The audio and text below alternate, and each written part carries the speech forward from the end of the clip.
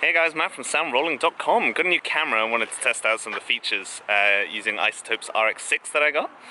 The internal mic should be terrible, which kind of makes it perfect for testing this kind of stuff out. So there's a little ice cream truck here, background noise, so I'm going to test out the dialogue denoiser, so give that a second. And then we've got some talking as well. And then also the wind, so for that. And now I'll play that back to you once I get back with the RX6. Okay, so we're going to focus on a couple of areas. We're going to focus on a bit of the wind. So hopefully this should play through. And we're going to try and clean that up.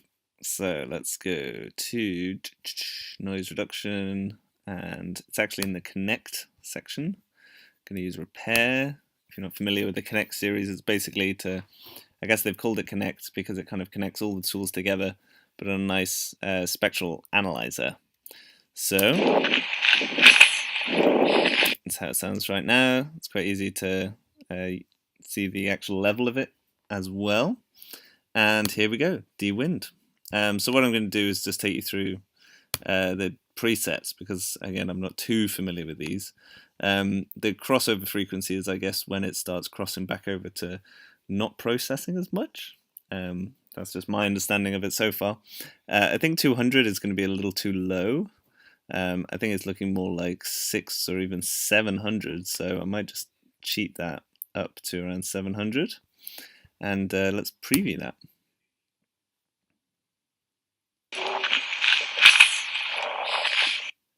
So that's definitely done the job in terms of taking out the rumble. But what are we going to do with the rest? I mean, we're going to actually start to use these settings more, I think. So firstly, there's light reduction.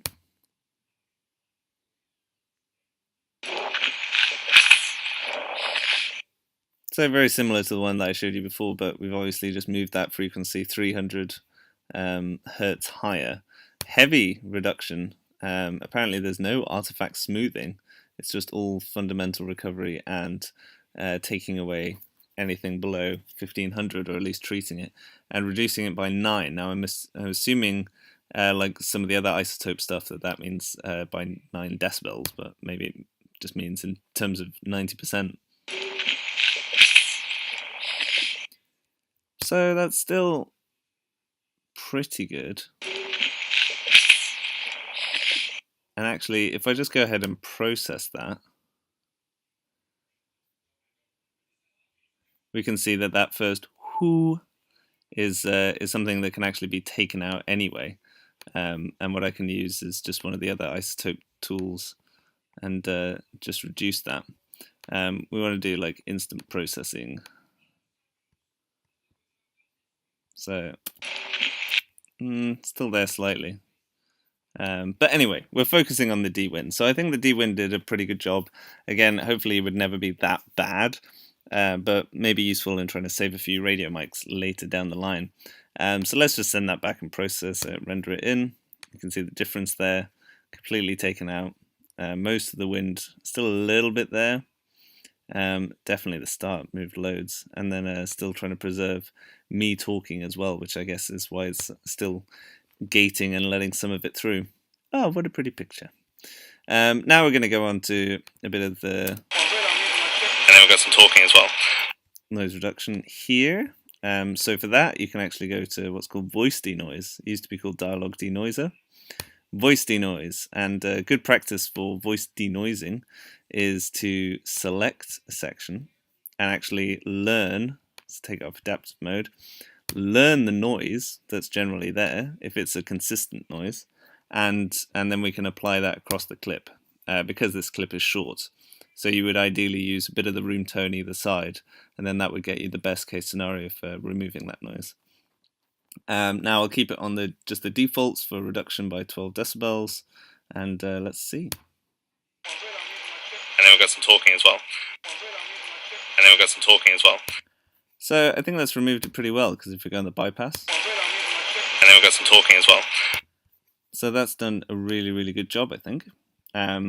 Again, because there's actually background talking as well, it's actually optimized for dialogue, so it's also trying to save the background talking as well, which is quite funny. So that might end up making it a little bit louder.